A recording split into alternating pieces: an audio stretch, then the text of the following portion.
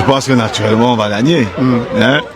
Les jeunes sont conscients de l'échéance et on sait qu'une Coupe d'Afrique, c'est toujours un moment important. Il faut savourer, il faut prendre du plaisir dans les efforts et puis être solidaire, comme on dit. La solidarité permet souvent de déplacer les montagnes. Il y aura la victoire au bout. Mais ce Samuel Junior Koto aujourd'hui, c'est Barcelone qui est en train de le chercher. Quand vous avez vu le remplacement de M. David Pagou, vous comprenez que c'est lui-même qui a fait ses choix parce qu'il avait déjà une idée de ce qu'il veut faire de cette sélection nationale-là. C'est pour ça que je dis, il a réussi sa canne. Parce que lorsqu'il a pris son équipe, il avait déjà une vision de ce qu'il va faire de cette équipe. Et surtout, il a nettoyé un vestiaire. Le vestiaire sent bon. Là-bas, on ne parle plus. J'ai peur des taux, ce n'est pas peur des taux. Là-bas, on ne parle plus des histoires politiques. Le débat est terminé. Terminé. Là-bas, c'est le football. Quelle est la stratégie qu'on va mettre en place pour arriver au bout des panthères? Les amis, bonsoir. Je vous reviens avec un autre tour de partage. Les vestiaires sentent bon. Il n'y a plus de j'aime Eto'o, je n'aime pas Eto'o, j'ai peur d'Eto'o, je n'ai pas peur d'Eto'o. Je vous ai également partagé cet extrait de l'interview de Benjamin Moukandjo, l'ancien capitaine des Lions Indomptables, au moment où le Cameroun remportait sa dernière CAN en 2017 au Gabon.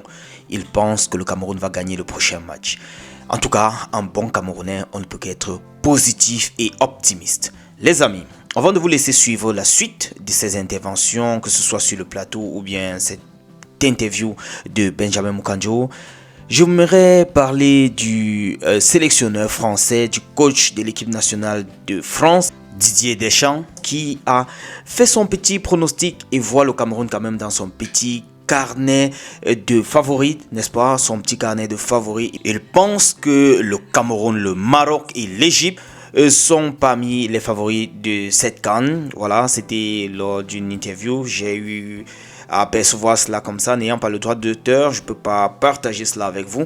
Mais c'est ce qu'il pense, que le Cameroun fait quand même partie maintenant des favoris. Les amis, n'oubliez pas que depuis le début de cette CAN, si on ne voyait même pas le Cameroun traverser la première phase, même la phase de poule, on ne le voyait même, on ne le calculait même pas. Maintenant, David Pagou a fait le job. Parlant de David Pagou, vous avez suivi cette intervention sur le plateau, comment il dit, comment le coach a été stratégique dans ses choix. Il a réussi à déjouer toutes sortes de pronostics. Bref, il a fait du bon boulot. Regardons avant que je ne partage avec vous cet aperçu de Stoke City qui célèbre son joueur Junior Tchamadeu sur sa page, et voilà, ça fait du bien de voir comment les Lions sont en train de faire la une un peu de partout. Les amis, je vous laisse suivre la suite et on va se retrouver dans notre tour de partage. On est ensemble, ciao ciao. Je pense que naturellement on va gagner. Hein? Les jeunes sont conscients de l'échéance et on sait qu'une Coupe d'Afrique, c'est toujours un moment important. Il faut savourer, il faut prendre du plaisir dans les efforts et puis être solidaire, comme on dit. La solidarité permet souvent de déplacer les montagnes. Donc ça va être un match difficile, mais on a confiance à nos jeunes joueurs qui ont envie, qui ont faim. On sera derrière eux, on va pousser, étant à distance, et puis on espère que à la fin de ce match, il y aura la victoire au bout.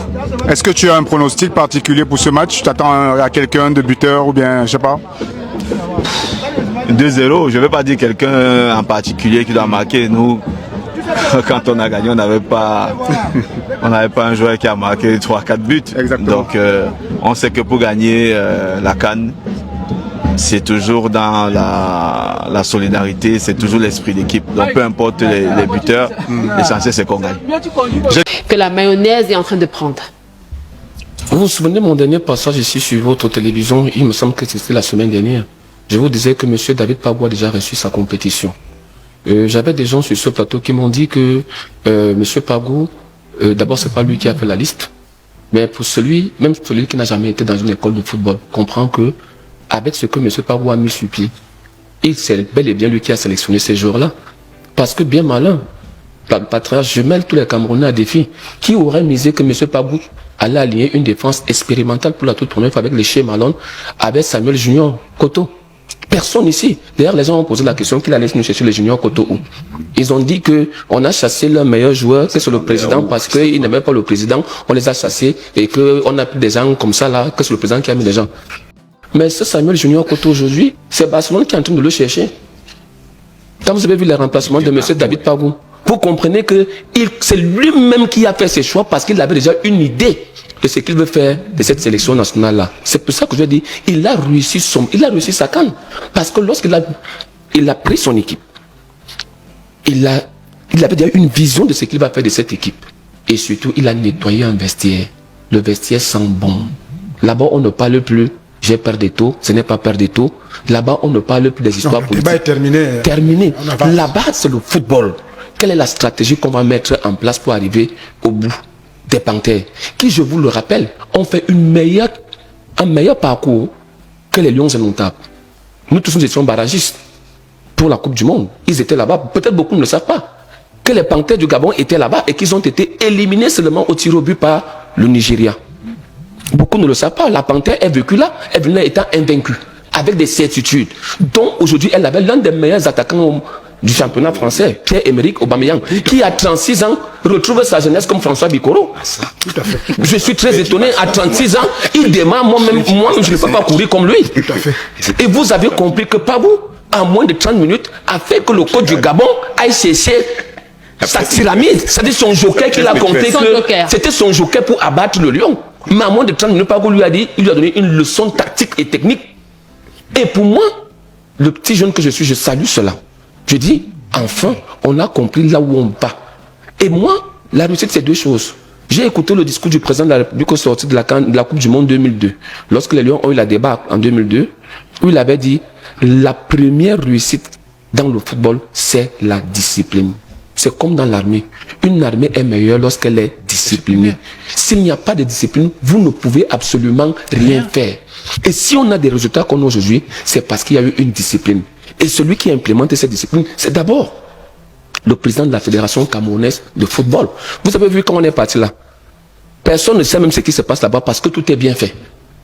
Les enfants sont bien logés. Il n'y a plus les problèmes de deux hôtels. Les enfants quittent de Marrakech pour d'Agadir. Ils ont commencé à Casa pour le stade d'acclimatation. Ils sont partis à Agadir. Ils sont obéissants. C'est pas obéissant, c'est d'abord le football, c'est 30% du terrain et 70% de l'administration. 30% le terrain et 70% l'administration. Lorsque tout est bien réglé, le jeune footballeur ne vient, il n'y a qu'une seule chose dans sa tête. Taper au ballon. C'est tout. C'est tout. Et si vous lui permettez de taper au ballon et qu'il ne se présente plus, est-ce que je vais bien manger? Est-ce que je vais bien voyager? Est-ce que je vais bien dormir? Il ne rêve plus de ça. La seule chose qu'il sait faire, c'est comment je vais dribbler l'autre et aller marquer mon but. Comment je vais faire? Il est donc concentré et il y a de la discipline. Et c'est pour ça que je dis, et on a choisi l'homme qu'il faut. Le fils d'un militaire, pas bon. Que beaucoup ont dit qu'il n'avait pas de diplôme, que c'est des entraîneurs de seconde zone. Il est donc en train de démontrer. Parce que là, c'est les meilleurs entraîneurs qui sont assis là-bas. Il est en train de démontrer qu'on a de la matière au Cameroun. Et qu'on ne va plus aller nous télécharger les gens qui vont venir nous prendre beaucoup d'argent pour après aller nous insulter. Et là, il fait tard le débat sur c'est un lion absent. Vous pensez que lorsque M. François Bikoro prend la parole, il a quoi envier à celui qui a été à Sorbonne et qui a la peau blanche? Rien.